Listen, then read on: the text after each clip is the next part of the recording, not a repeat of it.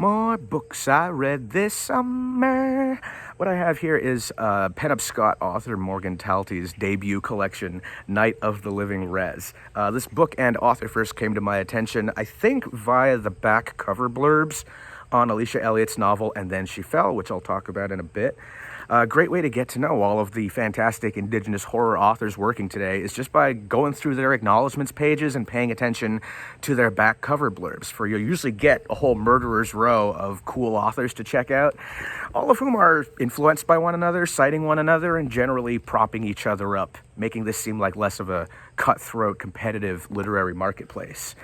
Now, you look at the title, Night of the Living Res, you see it cited in the context of Indigenous horror stories, and you might expect a series of short, goosebumpsy kind of horror tales concerned with your classical monsters and horror tropes.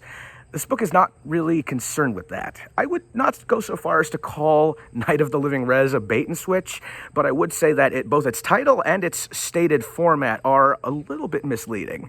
Or to put a more generous spin on that, it's kind of transgressive in a way. For one, again, the horror tropes are very subtle and mild. And in terms of the short story collection angle, when I was reading this text, it sort of felt more to me like a proper novel, with a lot more of a singular focus than just a collection of different little snippets.